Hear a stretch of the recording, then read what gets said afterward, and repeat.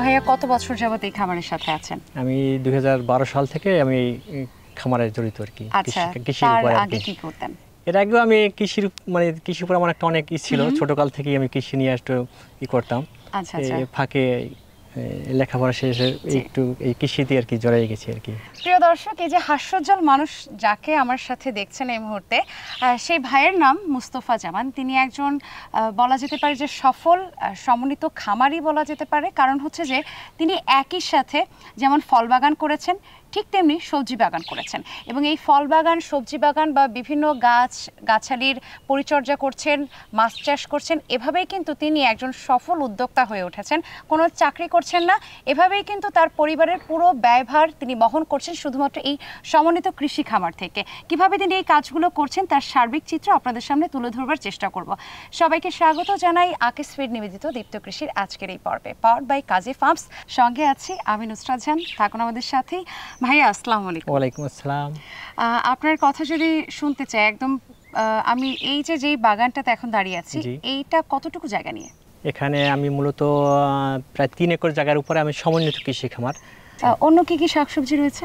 যেমন একটা আমি অলরেডি একটা করছি, যেখানে মিষ্টি কুমড়া আছে, লাউ আছে, তরমুজ আছে। তো আমরা যতটুকু শুনলাম যে আপনাদের এই পটুয়াখালী অঞ্চলে সবজি চাষের জন্য বেশ একটা প্রতিকূল অবস্থা থাকে, সেখানে আপনারা কিভাবে চাষ করছেন? বর্তমানে তো আপনি জানেন যে আসলে এখন প্রতি বছর আমাদের যে কৃষি অফিস থেকে যে আমাদেরকে ট্রেনিংগুলো দেওয়া হয়, ওখানে নতুন নতুন অনেক কিছু আমাদেরকে বোঝানো হয় ট্রেনিংয়ের মাধ্যমে।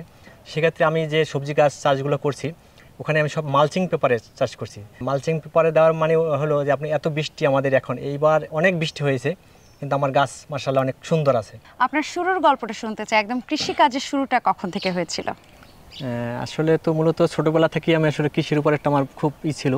তখন ওই যে গরু, মহিষ, এগুলা মানে খুব ভালো লাগতো আমার কাছে। তো এই থেকেই মানে কৃষির উপরে আমার একটা হওয়ার পরে 2010 সালে আমি যখন ড্রাগনে শুরু করার পরে এই ড্রাগন থেকে অন্য শাকসবজি, তারপর মাছ, গরু মোটা তাজা করা, এটার উপরে আমার একটু আস্তে আস্তে মানে বিভিন্ন জায়গায় বিভিন্ন ট্রেনিংয়ে যাইতাম। তো আর বিশেষ করে এখন বর্তমানে আমাদের যে ঢাকাতে ছাদ বাগানীদের একটা গ্রুপ আছে, ওইখানে বিভিন্ন জায়গায় গেলে আমরা আসলে অনেক কিছু শিখতে পাই। তো সেই গাছগুলোই আমি কাজে লাগাই আর কি। আচ্ছা, তাহলে এই যে ফল এবং সবজি এগুলো বিক্রি করেই কি পুরো মাসে যে টাকাটা পাচ্ছেন ওটা কি আপনার জন্য যথেষ্ট কিনা? হ্যাঁ, মোটামুটি ভালোই। আমি এটার পিছনে যার জন্য আমি আরও শ্রম দিতে চাই বা আরোই করতে চাই, মানে আসলে তো ইনকাম না হলে তো আসলে এটার পিছনে কেউই হয় না। মাশাআল্লাহ আমি ভালো আছি আর কি। আপনার সাথে যখন কথা হচ্ছিল তখন বলছিলেন যে মাত্র 5টি চারা নিয়ে শুরু করেছিলেন। এই 5টি চারা আপনি কোথায় পেলেন? এটা যখন মানে বাংলাদেশ সরকারের যে ছিল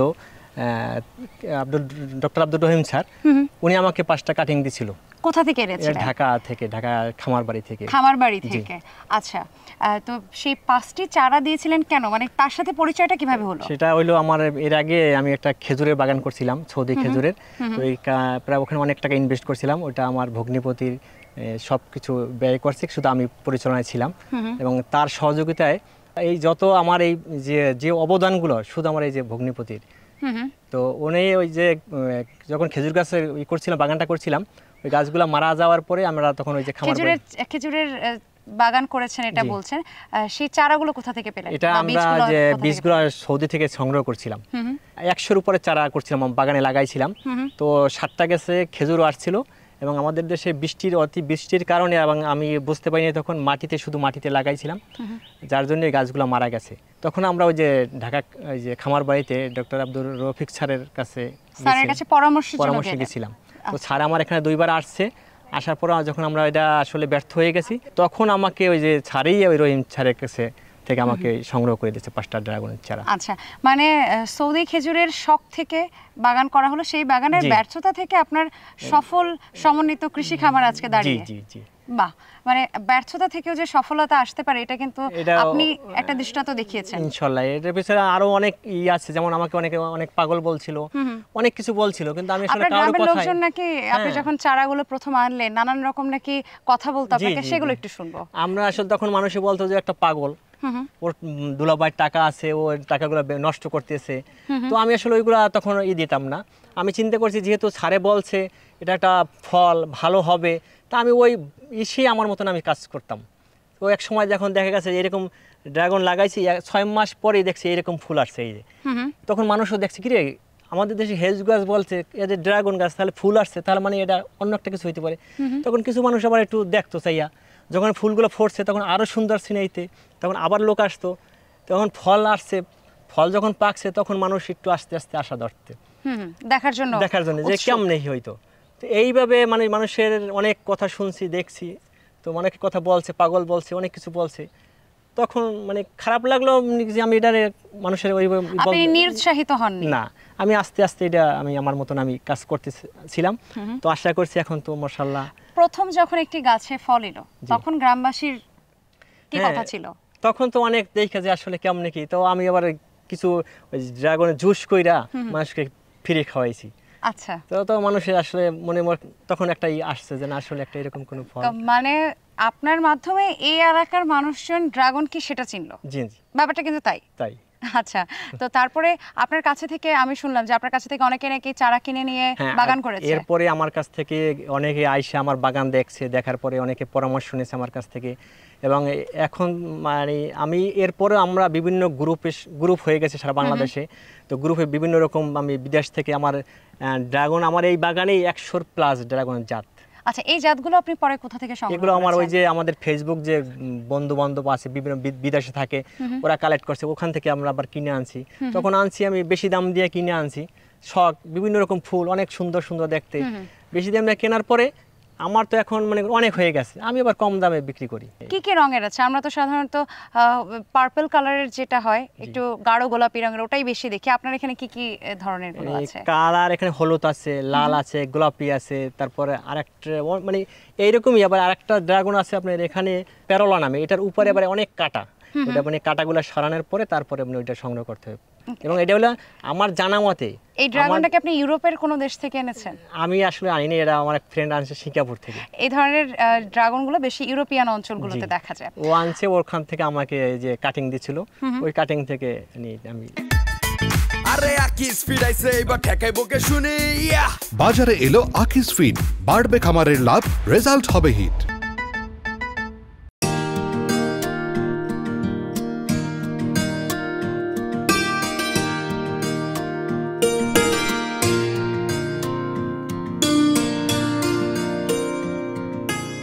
আপনারা মাটিতে কি ধরনের সার ব্যবহার করছেন? আমি তো আসলে মাটিতে যে আপনারা ওই যে দেখেন আমার এই যে ভার্মি কম্পোস্ট আছে, ওখানে কেঁচো সার যেটা বলে, ওখানে আমি তৈরি করি।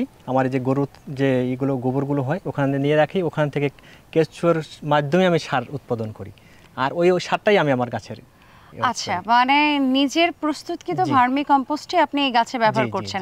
যখন ছোট গাছগুলো রোপণ করেছিলেন তখন মাটির সাথে কি ওই ভার্মি কম্পোস্ট দিয়েছিলেন? আপনার এটা হলো মানে এই ভার্মি কম্পোস্ট সার যত বেশি দেওয়া যাবে গাছ তত ভালো থাকবে এবং ফল তত বড় হবে। আচ্ছা, তো তারপরে এই যে গাছগুলো যে জমি প্রস্তুত করলেন, জমিতে ওই ভার্মি কম্পোস্ট দিয়ে মাটিটা আপনারা প্রস্তুত করেন, তারপরে চারাটা রোপণ করলেন। রোপণ করার পরে এই যে আমি দেখছি কিছু খুঁটি গেড়ে দিয়েছেন, এই খুঁটি গেড়ে দেওয়ার গুলোর কারণ না, এটা আসলে চারা রোপণের আগেই খুঁটিটা গাড়তে হবে। আচ্ছা, এই যে আপনি দেখেন এই যে খুঁটিটা হইলো আপনার গাছটারে এই যে শিকড় দিয়ে আটকে রাখে। আর আমি প্রথম যখন শুরু করছিলাম তখন তো আসলে এত আমার মাথায় ছিল না আর এত চিন্তা ভাবনা, তখন আমি কাইটা এরকম বসাইয়া তারপরে বাইন্দা দিয়েছিলাম।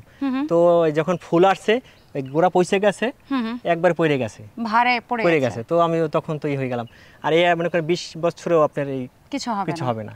আচ্ছা, তো এক একটা খুঁটির গোড়াতে কতগুলো করে গাছ? 4টা করে গাছ, চারপাশে 4টা গাছ দিয়েছি। তো 4টা গাছ এই যে বড় হলো, কতদিন পরে ফল দেয়? এটা 1 বছর। 1 বছর? জি। এই 1 বছর দেখাশোনা কিভাবে করছেন? 1 বছর আপনি যখন লাগাইছি এটা উপরের দিকে উঠছে তখন আমি বাইরে দেয়া রশি দিয়া বাইরে বানিয়ে দিয়েছি। এই যে টায়ার দেয়া আছে, টায়ার পর্যন্ত আমার দায়িত্ব ছিল, টায়ারের উপরে ওরা অটোমেটিক ওদের মতো করে বেড়ে উঠবে। কোনো স্প্রে করতে হয়? মাঝে মধ্যে একটু ছত্রাকনাশক স্প্রে করতে হয়। আপনি বলছিলেন যে 1 বছর পর থেকে ফল ধরা শুরু করে। এখানে এই যে ছোট্ট যে জিনিসটা দেখছি, এটা কি কলি? জি, এটা আসলে আপনারা জানেন ড্রাগনটা হলো আপনার প্রতি মাসে একবার হারভেস্ট করা যায়, মানে প্রত্যেক মাসে ফলন দিচ্ছে। সেক্ষেত্রে আপনার 3টা ধাপ থাকে গাছে, যেমন এইটা কলি, জি, এইটা ফুল, এইটা বড়, যে উপরে এইটা ফল। আচ্ছা, এখানে একটা আছে, এখানে একটা ফল, এটাও ফল। তো আমি দেখাই, এই হচ্ছে আমাদের ফলটা, এইটা পেকে যাবে, এইটা এরকম আইসে যাবে। আচ্ছা, ফুলটাই কি ফলে পরিণত হচ্ছে নাকি ফুলটা ফুটে গোড়াতে ফল হচ্ছে? না, ফুলটাই গোড়া থেকে ফল। গোড়া থেকে, গোড়ার অংশটা হচ্ছে গোড়ার অংশটাই মানে আমি যদি এই যে। এটাকে একটু ধরে দেখাতে এই চাই অংশটাই তাহলে ফল। এই যে এই নিচের অংশটা ফল জি। আর এই অংশটা যখন ফোটে তখন দেখতে কেমন হয়? দেখতে অনেক সুন্দর, একবারে সাদা। এটা আপনার যেহেতু লাল হবে ড্রাগনটা, সাথে ফুলটা সাদা। সাদা। আর আপনার ওই পাশে আছে আপনার ফুলটা একবার টকটকা লাল। আচ্ছা, ফুলটাই দেখতে লাল, ফুলটাই টকটকা লাল। ওটা কি ফলটাও লাল হয়? না, ফলটা ভিতরে হবে, উপরে হবে সবুজ, ভিতরে সাদা। ও আচ্ছা, মানে অপোজিট কালার জি হচ্ছে। জি। তো এই এরকম সবগুলা জাতি, অনেকগুলা জাতি আছে এরকম উল্টা পাল্টা। আপনার সাথে যখন গল্প হচ্ছিল তখন আপনি বলছিলেন যে ফুলগুলো সবসময় রাতে ফোটে, এটা কি ড্রাগনের একটা বৈশিষ্ট্য? জি, এটা হলো আপনার রাত রাতেই ফোটে। 7টা থেকে ফুটবে, সকাল 7টা পর্যন্ত, 8টা পর্যন্ত। যখন সূর্যরই পাবে তখন আস্তে আস্তে ওরা বন্ধ হয়ে যাবে। ভাইয়া, আপনি কি ফুলে বা ফলে কোনো স্প্রে করেন কি? না, আমি আসলে এরকম করি না। তবে এই যে ড্রাগনটা আসলে বাংলাদেশে কিন্তু মানুষ উৎসাহিত ছিল এক সময়, একবারে সবাই খাইতো, কিন্তু অনেক মানুষ এখন মানে ড্রাগন খাইতে চায় না। জি। কারণ কিছু অসাধু ব্যবসায়ী আছে, এরা বড় বড় বাগানি, ওরা কি করে আপনি গাছে এই যে ফলে, এই ফলটার 15 দিন বয়স হলে আপনারা একটা স্প্রে করে, টনিক নামে যে একটা ইন্ডিয়া থেকে আসে। জি। এবার 25 দিনের সময় আবার একটা স্প্রে করে। তার Spray মানে করে কি হচ্ছে? এই ফলটা আপনার অনেক বড় হয়, বড় বড় হচ্ছে। কিন্তু বড় হয় এবারে ভিতরের এই ছোলাগুলো অনেক পুরো হয়ে যায়, কিন্তু আসলে মিষ্টি লাগে না। জি। যার জন্য অনেকে আমাদের দেশের অনেকে ড্রাগন আসলে আমরা এখন বাজারে দাম কম, অনেকে খাইতে চায় না। যার জন্য এই যে এটা আমার ন্যাচারাল ড্রাগন, আমার কোনো স্প্রে নাই জি। এবং কোনো রাসায়নিক সার নাই, যার জন্য আমার ড্রাগন আমি বাগানে এখনো 220 টাকা করে বিক্রি ওই করি। টনিক ব্যবহৃত যে ড্রাগনগুলো, সেগুলো কি মানব দেহের জন্য নিরাপদ কিনা? এটা তো অবশ্যই নিরাপদ না আমি মনে করি, কিন্তু জি। অনেকে বলে যে নিরাপদ। এখন আসলে যেহেতু একটা জিনিস কিন্তু দিয়ে ওটা এটা নিয়ে অনেক গবেষণা চলছে এবং সেই গবেষণায় দেখা গেছে যে ওই ধরনের ড্রাগনগুলো খেলে অনেকের মানবদেহের শরীরে জিনগত একটা পরিবর্তন হতে পারে। এটা বিশেষজ্ঞরা বলছেন যে এটা মানবদেহের জন্য হুমকি স্বরূপ। হইতে পারে না, যেহেতু আপনার যে ড্রাগনটা আপনার 200 গ্রাম হবে সেটা যদি 500 গ্রাম হয়ে যায়, জি। তার মানে কি এখানে তো অবশ্যই একটা কিছু Abnormal হচ্ছে ব্যাপারটা। অবশ্যই মানুষের যদি এরকম কিছু খায় তো সেক্ষেত্রে তো এটা তো মানুষেরও তো effect আচ্ছা, করবে। এই যে দেখলাম অনেক ফুল, অনেক ফল আসছে, তো আপনি কি কখনো ড্রাগন চাষ করে লসের মুখে পড়েছেন কিনা? না, আসলে ওই রকম না, তবে এইবার আপনার অনেক বৃষ্টি হয়েছে, অতিবৃষ্টি অতি হয়েছে। বৃষ্টির কারণে আমার এই বাগানে মানে এই সকালবেলা আমি এই গাছ চিন দেখি নাই, সব দেখছি ফুল। মানে এত পরিমাণে ফুল আসছিল বাগানে, জি।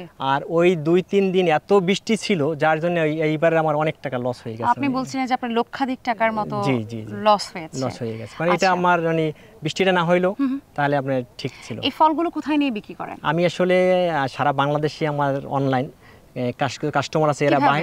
এটা ওই যে আমাদের পেজ, ফেসবুক পেজ আছে? জি জি, আমাদের ফেসবুক পেজ আছে, বা আমাদের ঢাকা ছাদ বাগানি যারা আছি একটা আমাদের- কমিউনিটি রয়েছে। জি, ওরা একবার যারা জানছে যে আমার কোনো এটার ভিতরে কোনো নাই, কোনো কেমিক্যাল নাই, কোনো বিষ নেই, কোনো রাসায়নিক সার নাই, জি।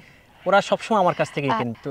আপনার তো ড্রাগন ছাড়াও আরো অন্যান্য সবজি বাগান রয়েছে, আপনি কি একটু সবজি বাগানে আমাদেরকে নিয়ে যাবেন? আমি একটু দেখতে অবশ্যই চাই। অবশ্যই, যে সেখানেও যাই দেখবেন ইনশাআল্লাহ সব আমি এই যে রাসায়নিক সার চলুন মুক্ত। তাহলে সবজি বাগানের দিকে চলে যাই। কি কি সবজি আছে জি। দেখে আসি। আরে আকিস ফিরাইছে এবার ঠেকাই বকে শুনি ইয়া বাজারে এলো আকিস ফিড, বাড়বে খামারের লাভ, রেজাল্ট হবে হিট।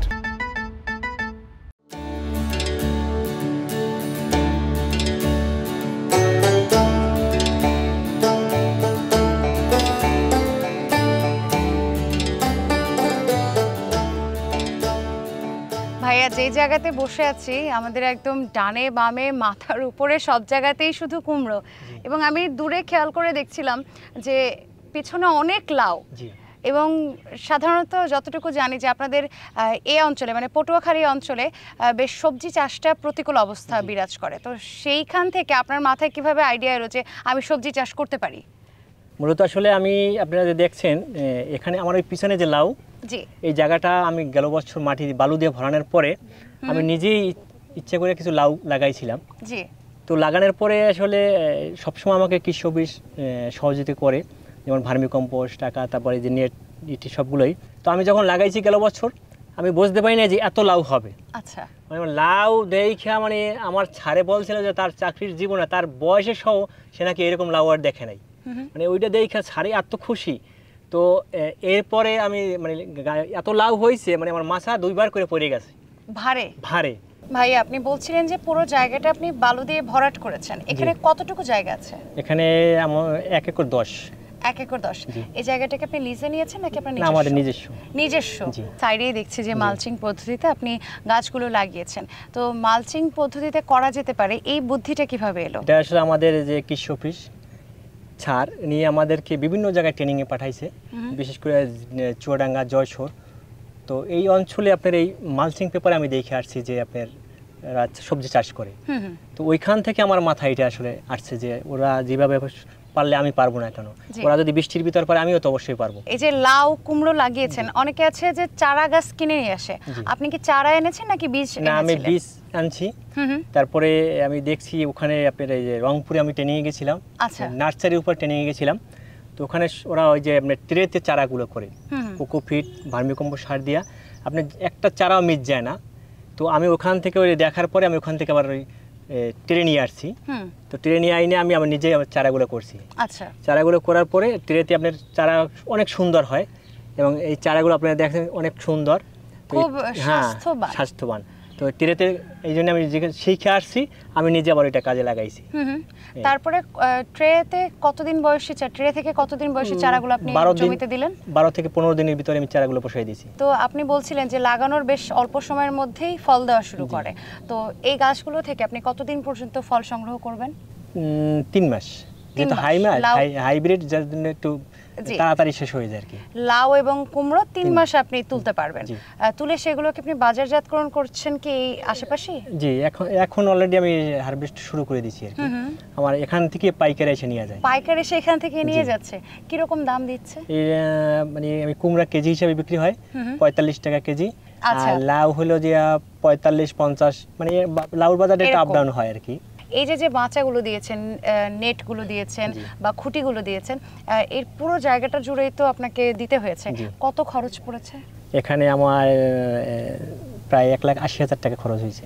আচ্ছা, এই চাষাবাদ করতে যে খরচ হয়েছে সেই খরচের সাথে আসলে আপনি যদি আয় ব্যয়ের হিসাবটা জানতে চাই, কতটুকু কি লাভ হবে? লাভ তো আসলে অবশ্যই হবে, এটা আশা নিয়েই তো আমরা নাম কৃষক। আলহামদুলিল্লাহ, আমরা তো কৃষক সবসময় লাভের আশা করিনি। তারপরেও অনেক সময় বিভিন্ন রকম দুর্যোগ দেখা দেয়, দুর্যোগ দেখা দিলে তো অনেক সময় লসও হয়ে যায়। তবে আশা করি লাভ হবে আর কি। লাভ হবে মানে মোটামুটি কত খরচ হয়েছে এই পুরো জমিটা এখন পর্যন্ত? প্রায় বীজ থেকে শুরু করে কত? 2 এর কাছাকাছি আর কি। 2 লক্ষের কাছাকাছি। শ্রমিক এখানে তো কাজ করে, সেই শ্রমিকদেরকে তো বেতন দিতে হয়। কতজন শ্রমিক কাজ করে এখানে? 4-5 জন কন্টিনিউ। তাহলে এখানে 2 লক্ষের বেশি খরচ হয়েছে। তাহলে কি আপনি কতটুকু, মানে অনুমান যদি করেন তাহলে কতটুকু আপনার বেশি প্রফিট থাকতে পারে? এটা তো আসলে সঠিক বলতে পারবো না, তবে আশা করি ভালো থাকবে আল্লাহ। আপনার এখানে আসতে একটা পাশে আমরা দেখলাম তরমুজের চাষাবাদ চলছে। তো এই তরমুজের এটা কি শখের বশে নাকি বাণিজ্যিকভাবেই চাষ করা হয়েছে? মূলত আসলে প্রথম সব শখ থেকেই শুরু হয়। যখন বাজারে যাই দেখি অসময়ে তরমুজ বাজারে, তাহলে যদি বাজারে অসময়ে তরমুজ আসে, কেউ তো না কেউ করছে, কেউ না তো কেউ করছে, তাহলে আমি একটু চেষ্টা করি। তো এই চেষ্টা করা থেকে শখ থেকেই আর কি শুরু হয়ে গেছে আর কি অটোমেটিক। আপনি যে তরমুজগুলো লাগিয়েছেন সেই তরমুজগুলো আসলে কোন সিজনে ফলটা পাওয়া যাবে? এটা আসলে বর্ষাকালীন তরমুজই বলে, মানে এখন বর্ষায় মাছায় তরমুজ চাষ। আমরা চাচ্ছি যে কৃষক চাচ্ছে এবং সবাই চাচ্ছে যে 12 মাস যেন আমরা একটা ফসল খাইতে পারি, ফল খাইতে পারি। সেই হিসাব করেই আমরা আসলে এই যে বর্ষাকালে আবার নতুন করে দেখি হয় কিনা। তো হইতে আছে যেহেতু, আবার ওই যারা বীজ উৎপাদন করে তারা ওই গবেষণা করে ওইভাবেই বীজগুলা নতুন নতুন জাত উদ্ভাবন করছে। জি জি, বর্ষাকালে এটা হবে। জামান ভাই, অসংখ্য ধন্যবাদ আপনাকে দীপ্ত কৃষিকে সময় দেওয়ার জন্য। ভালো থাকবেন, শুভকামনা রইল। জি, আমার পক্ষ থেকে আপনাদেরকে সবাইকে ধন্যবাদ। কৃষি বিষয়ে যে কোনো তথ্য জানতে ও জানাতে লিখতে পারেন এই ঠিকানায়: দীপ্ত কৃষি, প্লট 7/A/গ, তেজগাঁও শিল্প এলাকা, ঢাকা 1208। আপনারা চাইলে ইমেল করতে পারেন krishi@dipto.tv এই ঠিকানায়, অথবা ফোন করতে পারেন 0178-768-2832 নম্বরে। শুক্রবার ছাড়া প্রতিদিন সকাল 9টা থেকে বিকেল 5টা পর্যন্ত। প্রিয় দর্শক, একটা সময় ছিল কৃষিকাজ মানে আমরা শুধু চিন্তা করতাম যে ধান, পাট বা পেঁয়াজ বা গমের চাষাবাদ করা, কিন্তু এখন সময়ের বিবর্তনে কৃষি অনেক আধুনিক হয়ে গেছে এবং এই আধুনিক পদ্ধতি অবলম্বন করে অনেক মানুষজন কৃষিতে আগ্রহী হয়েছেন এবং এরকমভাবে সমন্বিত খামার, যে খামারটি আজকে আপনাদের সামনে আমরা তুলে ধরবার চেষ্টা করেছি, আমাদের জামান ভাইয়ের খামার ছিল। এরকমভাবে সমন্বিত খামারে একসাথে অনেক কিছু চাষাবাদ করা কিন্তু সম্ভব। সেখানে ফল থাকতে পারে, সবজি থাকতে পারে, আরও অনেক কিছুই করা কিন্তু সম্ভব। আমরা একটু পরিকল্পনা করলেই ছোট জায়গার মধ্যে অনেক ভালো কিছু করতে পারি। আজকের মতো বিদায় নিচ্ছি আকিস ফিড নিবেদিত দীপ্ত কৃষির এই পর্ব থেকে, পাওয়ার্ড বাই কাজী ফার্মস। সকলে ভালো থাকবেন। আগামী পর্বে আবার দেখা হবে কোনো কৃষক বা খামারি ভাইয়ের গল্প নিয়ে। আল্লাহ হাফেজ।